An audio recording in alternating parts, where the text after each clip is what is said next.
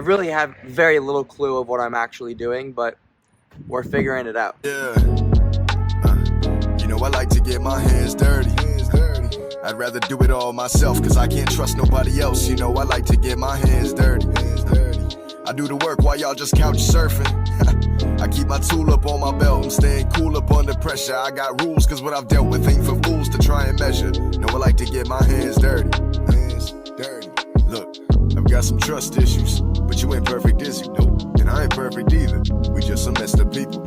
Still, I'm breaking down woods just like a beaver. Sure. But I already put the work in, this the sequel. What's up? I've never done this before. We're gonna rebuild this whole block. Most of you are probably watching because you own the same Sprinter as me. If not, this is an OM647. It's an inline 5 diesel from Mercedes. This one blew because the harmonic balancer was missing and it ruined all the main bearings. Everything is already ordered, it's on the way, but the first thing I want to address is all of the corrosion and rust that's in the cooling passages. It was definitely overheating before I pulled it, and you can definitely tell by looking. I'll show you right now. If you look in these cooling pits, you can see all that rust. You can see scale in here. It's really bad in some spots.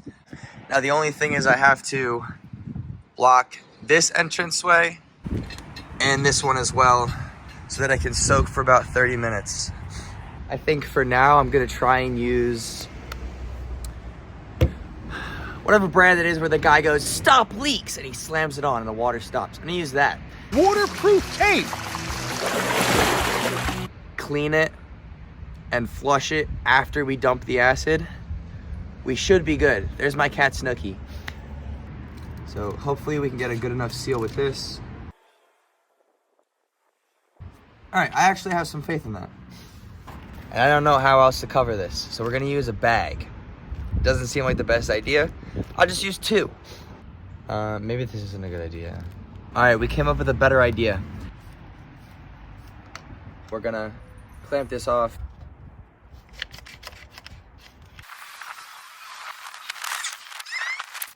Is this the best thing to use?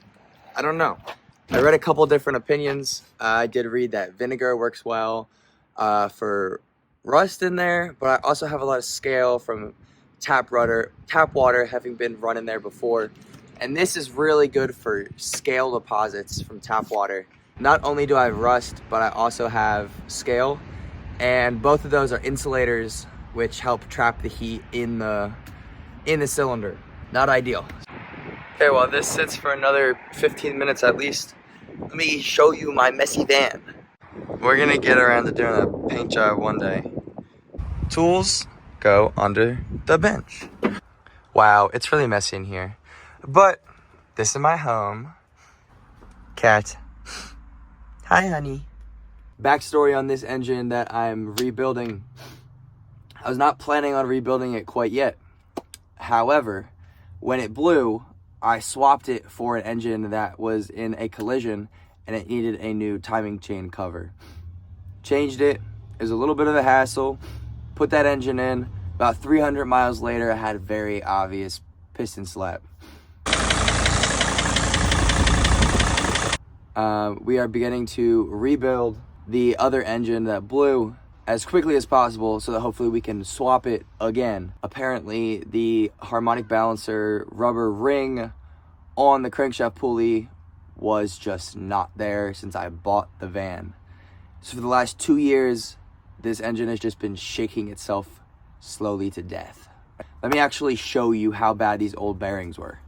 This is the one rod bearing that suffered damage really badly. The main bearings suffered quite a bit of damage. This, however, is the crankshaft that we got to replace it because I didn't want to grind this down and use oversized bearings. I used crank with only 100,000 miles on it, and it looks very, very good. Okay, it's been about half an hour. I'm gonna try and empty as much of it as I can through this hose into this bucket. It definitely did something. It was not that color when it went in. So the rust I could see is all the way at the bottom. I'm gonna knock out the core plugs or the freeze plugs, whatever you want to call them, but maybe not yet. I'm gonna turn this around so that it's tilted the other way and do another 30 minutes.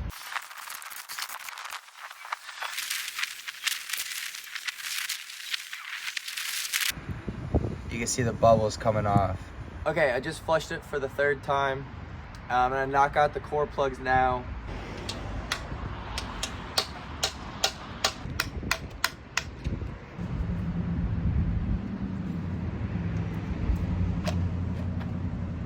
Success. Okay, now I gotta figure out how to get these other ones off that have the lip on them. I'm wondering if I can use a socket to sort of twist it loose. 22mm socket fits on that cap perfectly.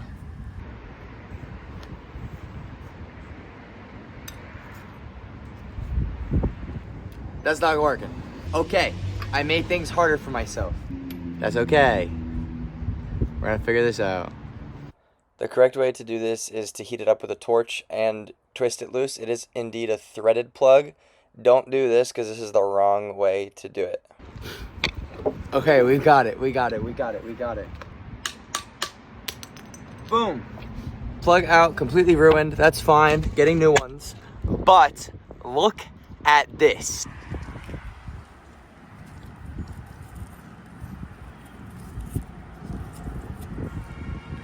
That explains a lot why this overheated.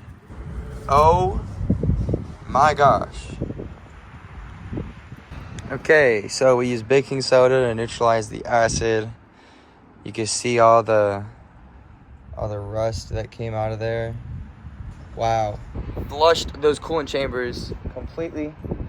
Gave the engine a rinse off. You can actually see in them now.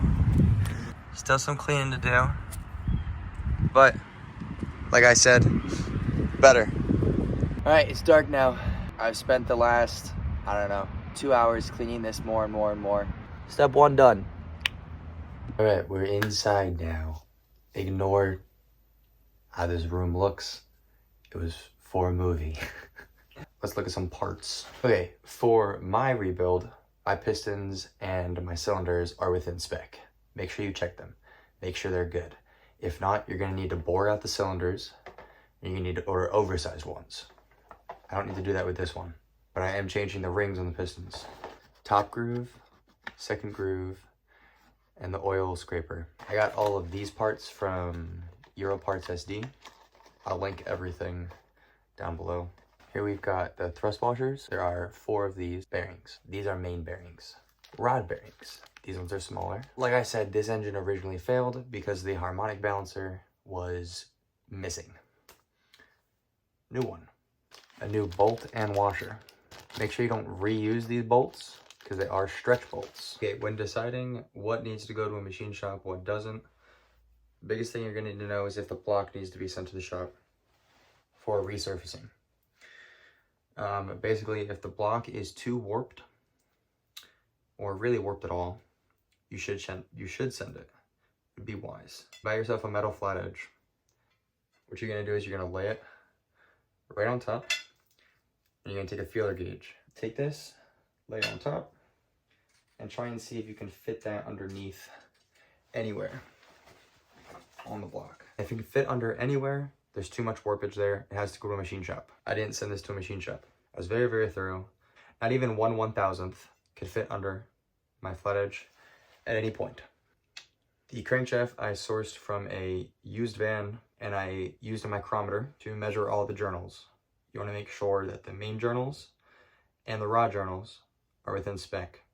Our new timing chain guides. I have a new rear seal, new front seal, new crankshaft within spec.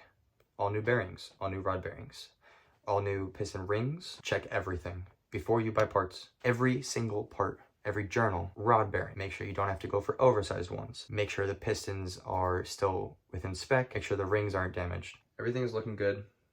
I made some mistakes already, but nothing we can't fix. Having never taken an engine apart before, it is so amazing to admire. We're gonna put the crankshaft in today.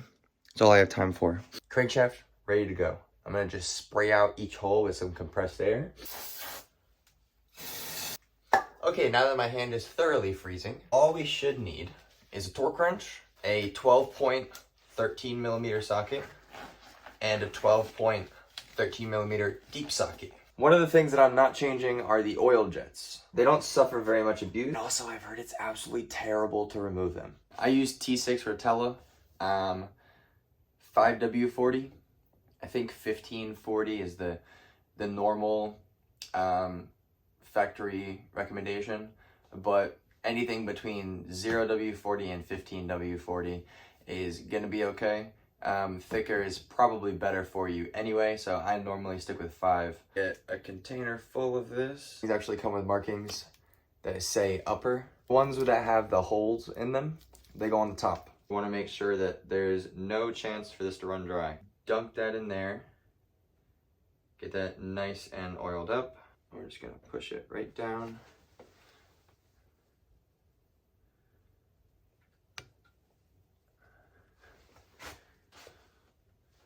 To me, that seems all right. They're sorted together all by upper and lower. So these first 5 that are on top are all lower.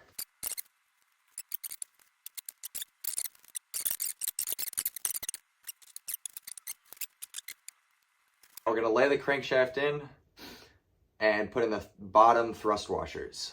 That's gonna be next. Make sure you put in, or I guess they're really the upper thrust washers, but I'm looking at it upside down right now. So,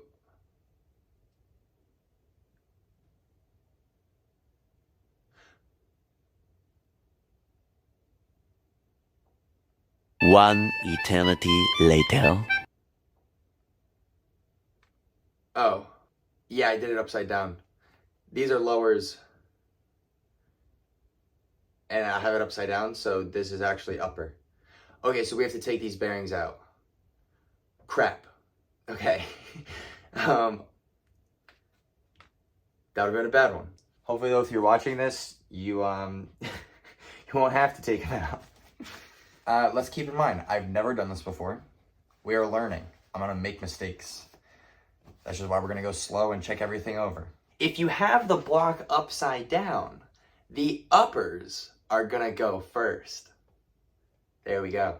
Learning curve. Have that notch, but they have this hole, which is going to line up with the oiler hole. I'm hoping that this video can help someone in this exact situation, so that you don't put your bearings on upside down. Let my mistake be a lesson. Bring it over, line up your notch, press it down, make sure it's level, and then it's not gonna move at all. It says upper right there on the side with the notch. Make sure you're very generous with the oil. You do not want these to be dry for a second. There are 2 different kinds here. One that have a tooth on the top and ones that don't. Just so the thrust washers are not messed up by anyone, these oil grooves face outward. So for example, those little notches on the side for oil to slip through, they're gonna be facing out toward the crank. And again, the ones that don't have these teeth on them are gonna go in the block. And remember, those grooves should face outward. So these will stick up just a little tiny bit, but not much at all. They're gonna press into the bottom side of the other ones.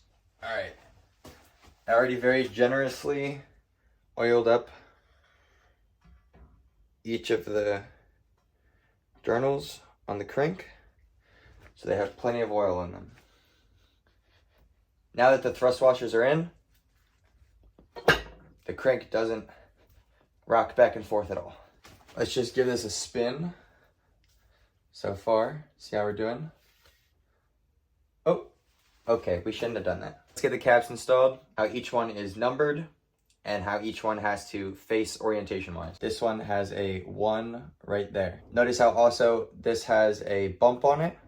That bump is gonna face towards the intake side, like that.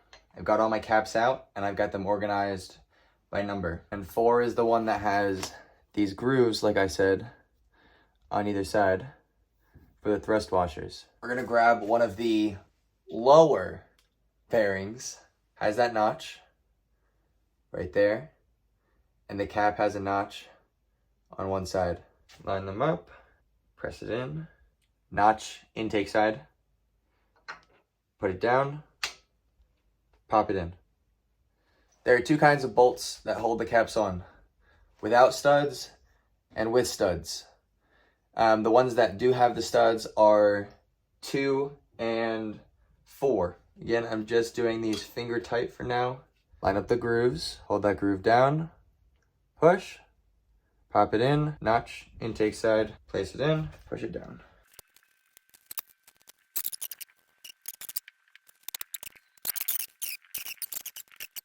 With the thrust washers, again, these grooves that you can see right there where my pinky is, those are going to be facing outward.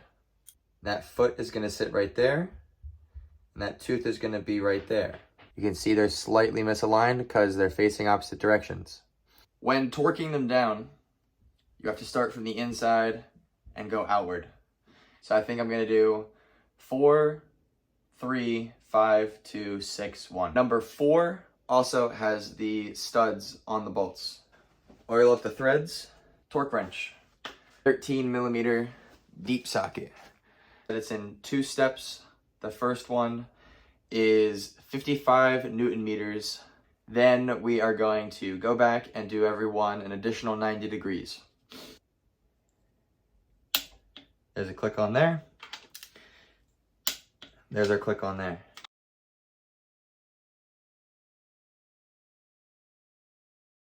Just draw a little line on one side so you can know when you've turned it 90 degrees.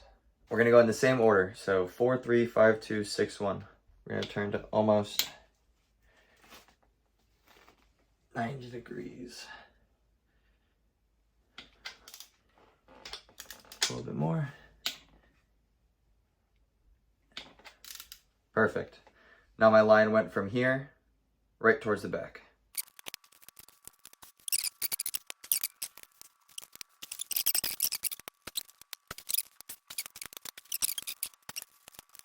Look at every screw, you can see my mark on each. And they're all facing straight towards the back. And so that is a crankshaft installed. Let's see if it spins. I got the old bolt out. I'm gonna reuse this one just for now. I'm gonna try and use this.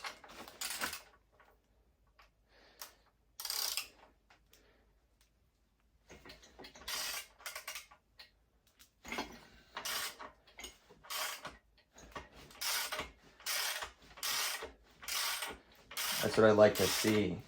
No tight spots. I'm so happy. All right, you have no idea how happy I am. I always doubt that anything I could do is gonna turn out right. Seems like we're on the right track so far. It's late at night, but I wanna get these rings on. 3 things on the agenda for tonight. Number 1, get the old bearings out. Number 2, change the rings. And number 3, is going to be to take the number 3 piston off of its rod. I have a feeling I should be able to do this by hand. Should just be able to sort of stretch it just enough. 1 ring off. Breaking them works. 1 bearing out. 2 bearings out. I think it's easiest just to break the rings. So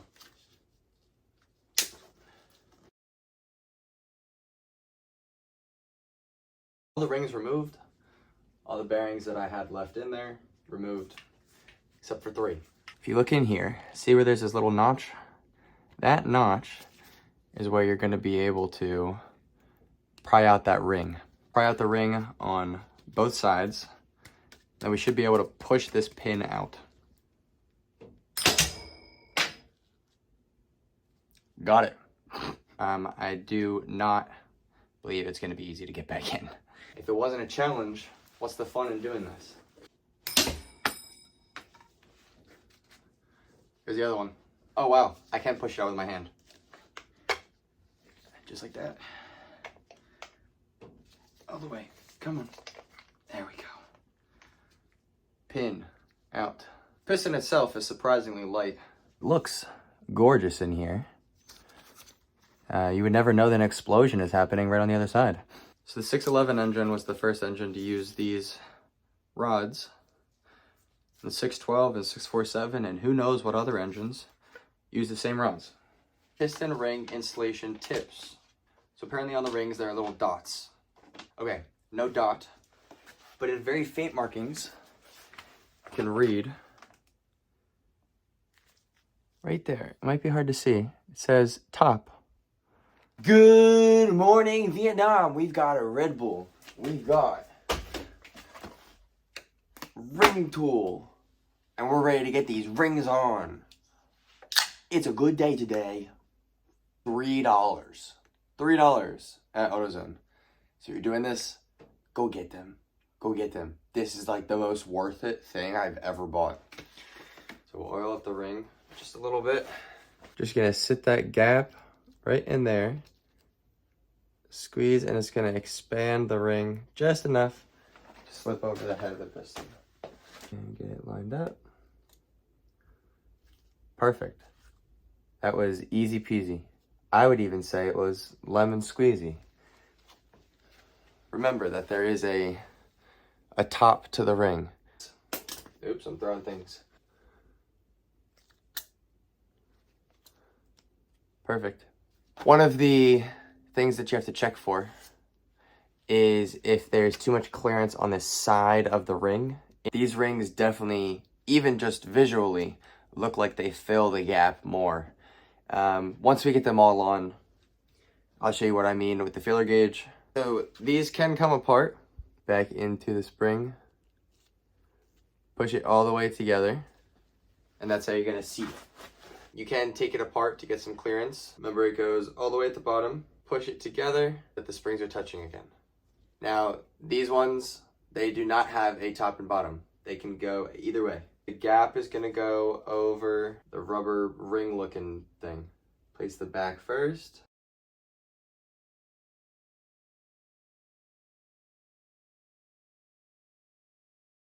Put it right in there.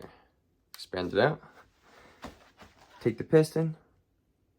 Do a little slidey slide right on. Line it up in that groove. Let go. And last oil one. Pull it apart so you have that clearance. This one's gonna go all the way on the bottom. Sort of squeeze it back together until it's touching.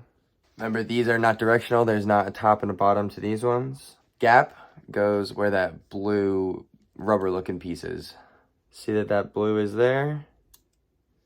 If you're checking your rings, two ways to check them.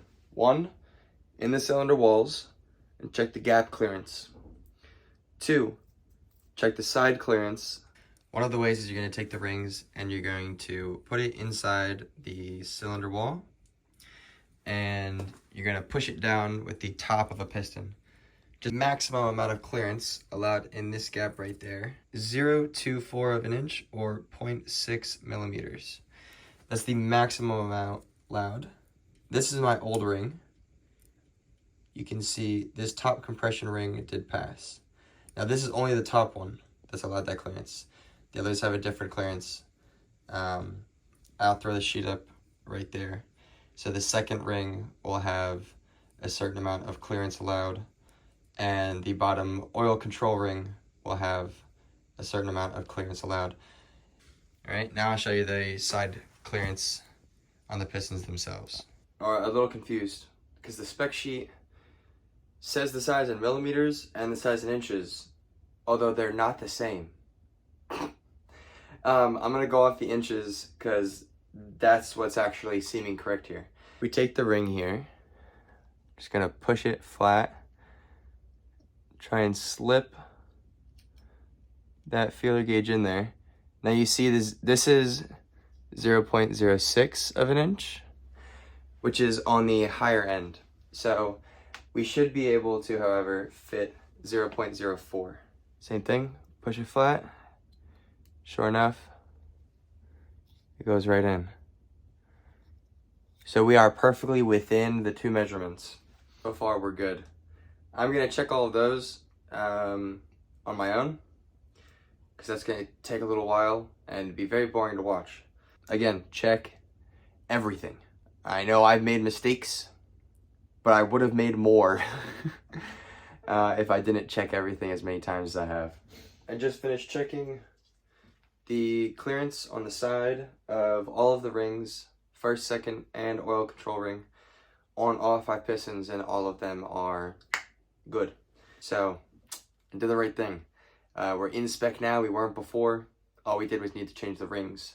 Before we actually install the pistons, the gaps on the rings have to orient a certain direction.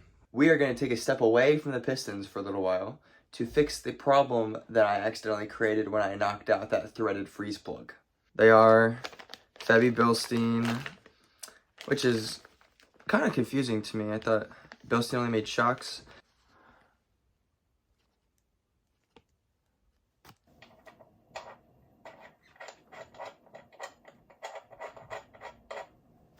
That is absolutely right. The size of these threaded plugs is metric 38 at a 1.5 thread pitch. And that's a huge tap. I'm going to run it through just to clear it out. Since I did buy it, this tap was $70. If you can avoid not messing these threads up, do that to save yourself $70. For the normal core plugs, we use some kind of silicone. But I got this from a place that sells core plugs, and they advise this for installing the actual core plugs, freeze plugs, whatever you want to call them. However, I think I'm also going to put a very thin layer on the threads themselves. Almost act as like a thread locker. And I can't imagine that it would be bad. We are going to actually go back to where we were a second ago. And we're going to get the pistons installed. We'll show you the orientation that the rings have to be in before you put them in. Never done any of this before. We're having fun. Honestly, I love the smell of this oil. The arrow that is on the top of the piston points towards the front of the engine. That is the back. Points towards the front of the engine. In the manual, it's going to tell you that there is 2 oil rings and your scraper ring. If you bought the same ones that I did, they're a little bit different. So you should only have 1 gap. 1, 2, 3. If you were to cut this into thirds, that's where your gaps are going to be on your rings. 120 degrees between the gap of each ring on the pistons. If you do remove the rods, they have a correct way of going back on. There might be a marker on the side. This one, in this case, has a green dot. If it does not have a marker on it, what you can do is you can look at which side has the notches. Those notches on the bearing cap right there are going to be on the intake side. When I put it in, I'll re-explain it. And these bearings, we've learned our lesson now, which ones are uppers and which ones are lowers. The upper ones are clearly going to go on the actual rod itself, and the lower ones are going to go on the cap.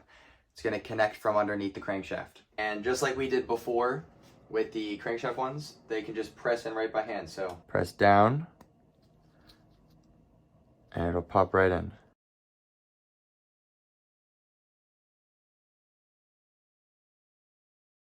Everything numbered so that they do not get mixed up. Same thing as before. I'm going to put the bolts right back through and lay it right in line with the piston that it's for.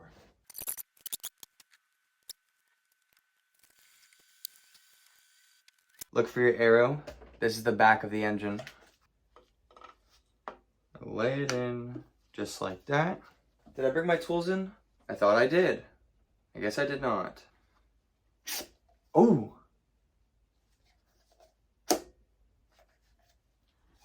Alright, we're gonna have to tighten this some more because it's not getting past the rings. I've got a hammer.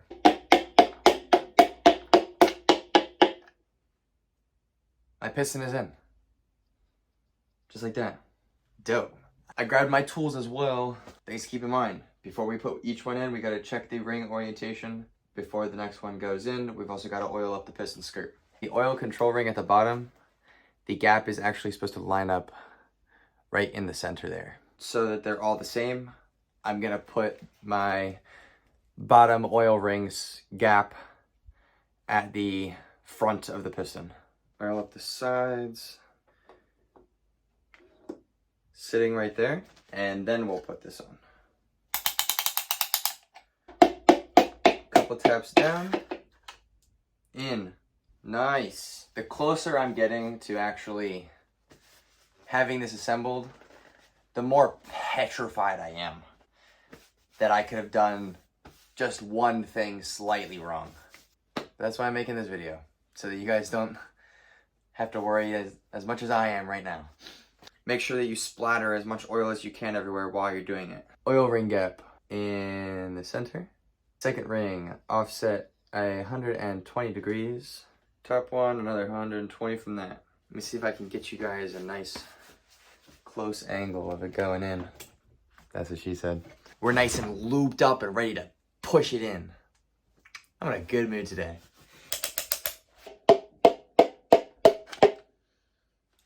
Boom. I'm gonna flip this over, see if we can line everything up and get some of these caps on.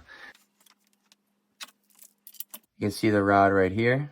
Push the piston up from the bottom, just like that. Push that piston down a little bit more, just so we can get some clearance. And I still can't slip the rod under that bearing.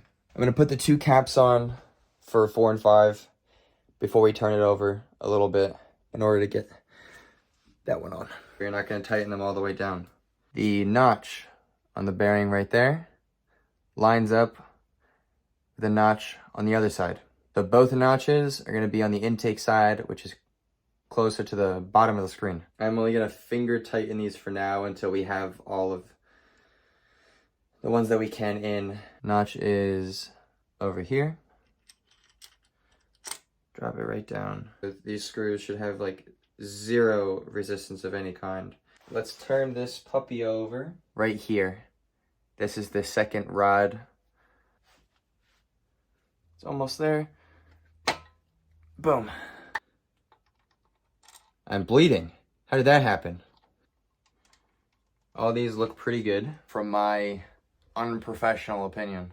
Remember, splatter it as much as you can. Is line up our rings. Ready? Say it along with me. Oil control, center, second ring, 120 degrees.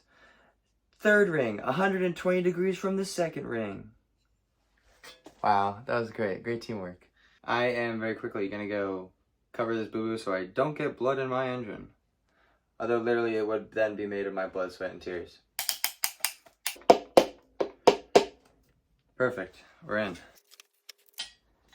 I believe that these are E12. Just kidding, they're E10. Just need to get them all snug. It's in 3 stages. First stage is gonna be 5 Newton meters. Once they're all to 5, you're gonna go to 25. And lastly, an additional 90 degrees. So 5 Newton meters is very, very low. It's gonna barely be even a click that's audible on mine. Yeah, that click is so subtle.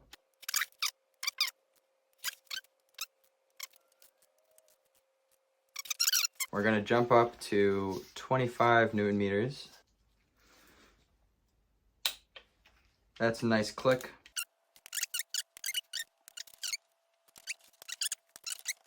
I'm gonna do the trusty old start at 90 degrees and turn to 0.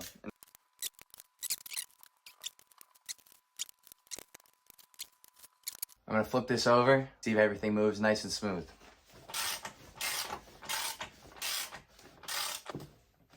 We're spinning smooth. I'm gonna call it for today. Friday's my birthday. I think on Friday, I'm gonna get the core plugs in, possibly start to pull the other engine. That's gonna be a good birthday. Good morning. And I already slept in because I worked all weekend. I think I'm getting sick. But we got a new rod, baby, so let's go get this in. Woo! Currently Monday afternoon. We've got today, tomorrow, and Wednesday, because Thursday it rains. We got a new rod. This is so beautiful. You can't even tell that this is a cap. You can't even tell that this is a cap. Can you see a line there? Barely. I just admired this for about 15 minutes this morning. We're gonna put the bearings in here. We're gonna put the piston on. We're gonna put the last piston into cylinder 3. There we go. Alrighty. It will not come apart. There we go. Put it in the hole. Push the bearing in, and just like that, we're done. Now, just for funsies. Quite the difference. Success. Now let's see if we can get this piston on there. We're gonna oil up this bushing in here. Oil up the pin itself. Kerplunk. Wait. This has to go the correct way. The 611 on the rod is going to be on the front side of the engine. Okay, there we go. In just enough, we can still get the rod in right here. Then we can hopefully push it straight through. Oh! I started it. Start. Oh my gosh. Oh, yes. That went much easier, much smoother than I expected it to. Now we got to get these rings in though, in this groove here. And I don't think that that's going to be very easy. The gap is going to go opposite of that hole that we pulled it out with. I got no idea how I'm getting this in. This is hard. Oh man. I don't know. Okay, I got it. I got it. I got it. I need something to push this down with. Nice. And we're on. Torque wrench, get it to 5 Newton meters. Now we'll go up to 25. Cool. Now we gotta go additional 90 degrees. There's 90. Pattern is 1, 5, 2, 3, 4. The silicone that we're gonna use for these push-in plugs, this needs 24 hours to cure. I've been able to find no spec sheet for a torque rating on the threaded plugs. I'm just gonna do them to exactly tight foot-pounds.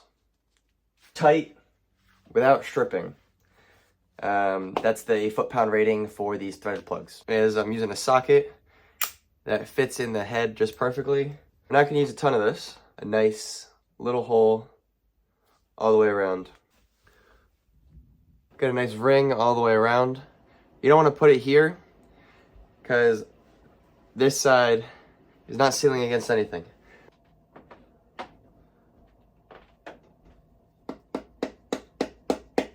I'm just gonna shine a flashlight in from the coolant passage on top, just to see if it's protruding at all. If it is, we're gonna have to pop it back out.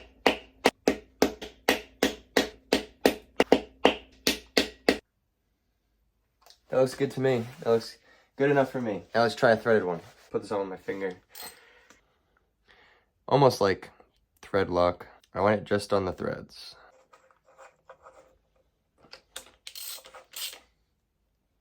Tight but don't strip foot-pounds. That seems snug to me. I'm gonna finish these up and then I'll see you when we start putting more on and pulling the other engine. I'm gonna put the oil pump back on. Now I am reusing the old oil pump. Maybe not the best idea, but I did a check operation of it. You can pull these 4 bolts off.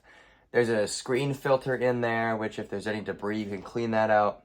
And then also just check that the gears look all good, spinning smoothly, and that it's building a little bit of vacuum and you cover one hole.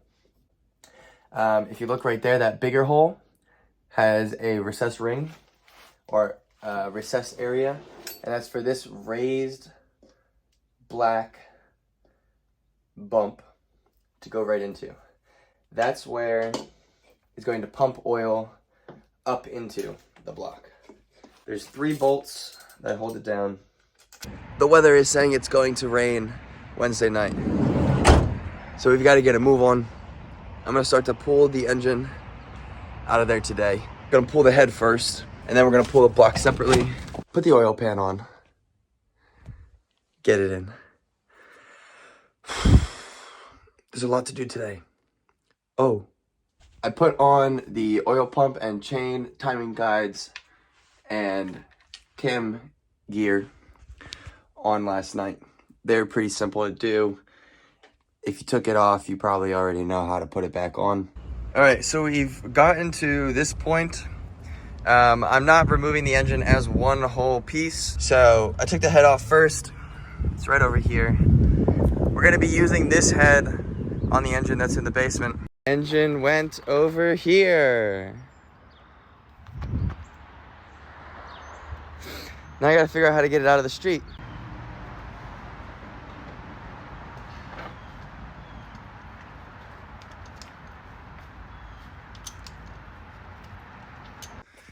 All right, I've skipped a couple steps. I've got oil pan back on, the timing chain on with the gear and everything.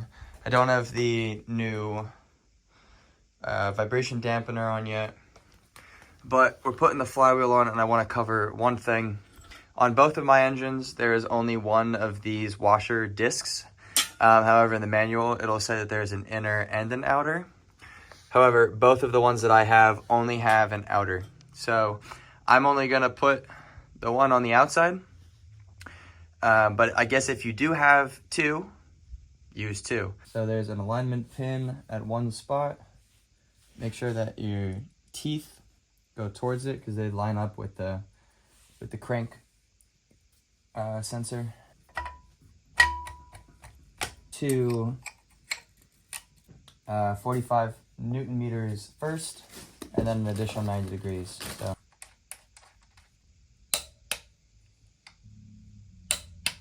put your flywheel lock in before you tighten everything down.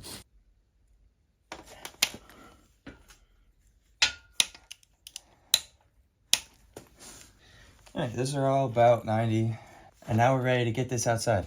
We've got the block outside of the basement and the transmission attached. I'm gonna put the head on, but not put the cams and everything on yet.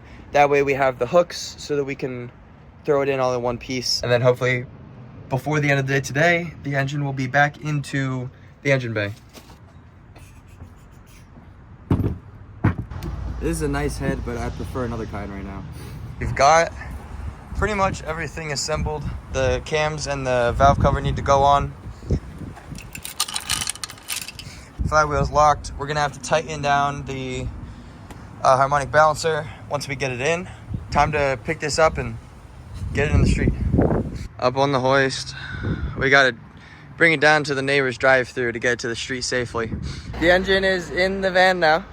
I didn't film any of it because it went smoothly, and before I knew it, it was in. Maybe it took me 5 minutes. Fired up, hopefully Sunday. I'm pretty exhausted for today. Done a lot, and I don't want to try and cram everything into tonight. So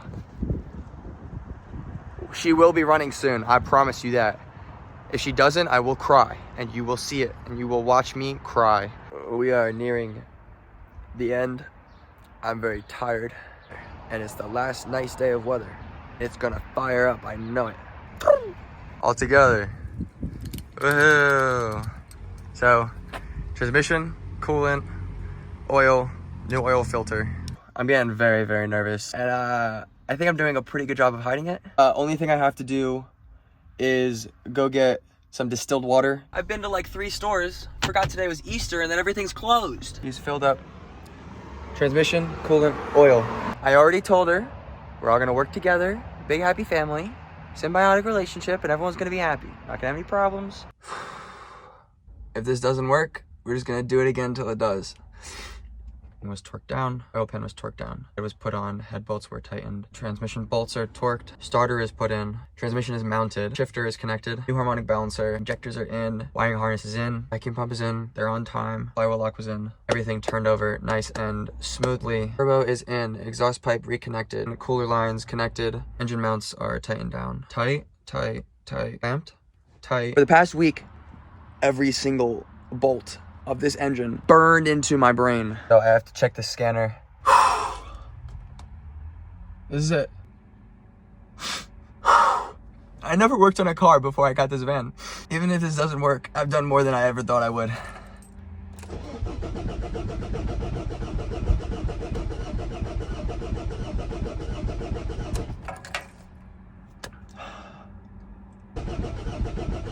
Come on.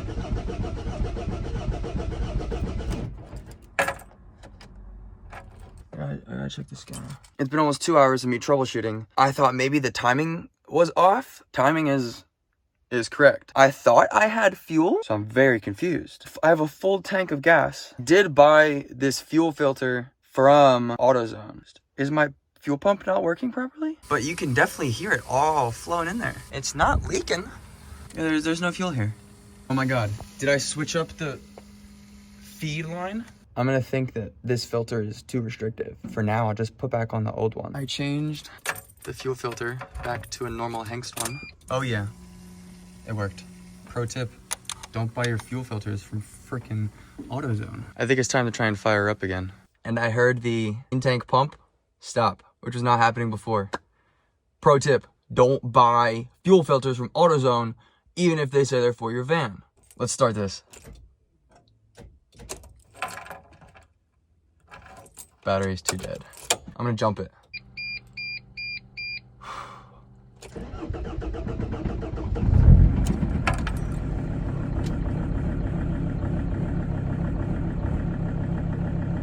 Smooth out, baby.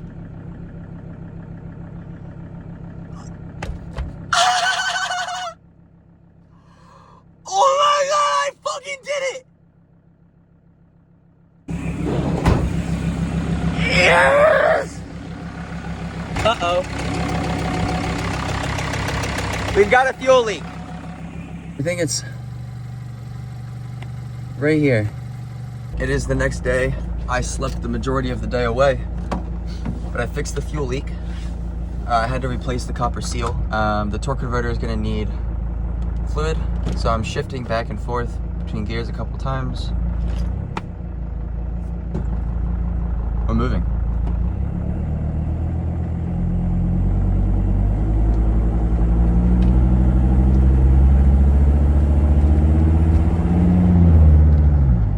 Oh my God.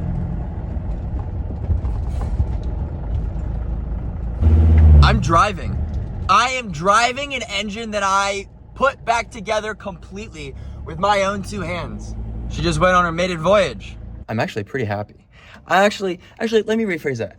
I'm really happy and proud. I'm proud of myself. If you made it this far because you're doing this, good luck. But if I could do it, you can too. You can do anything if you put your mind to it.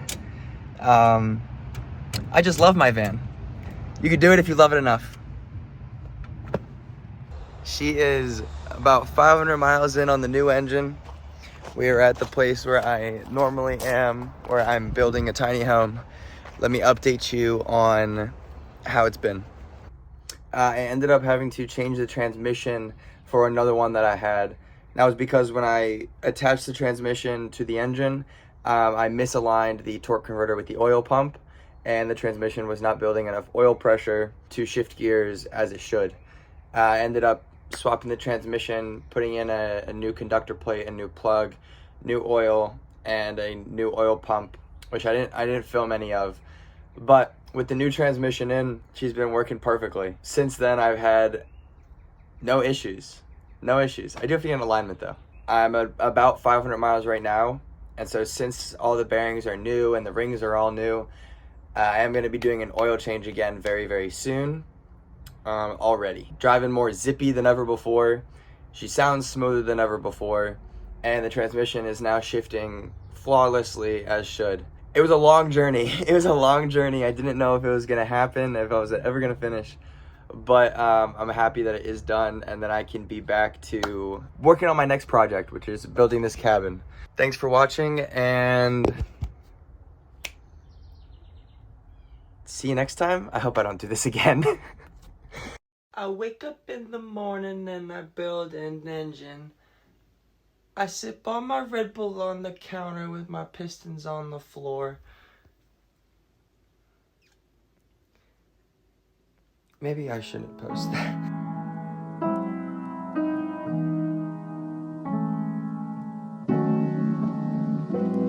I've been working real hard. Been waking up mad early. Damn. Yeah. You know I like to get my hands dirty. I'd rather do it all myself, cause I can't trust nobody else. You know I like to get my hands dirty. Is it worth it? Oh yeah, it's worth it. if you're strong enough.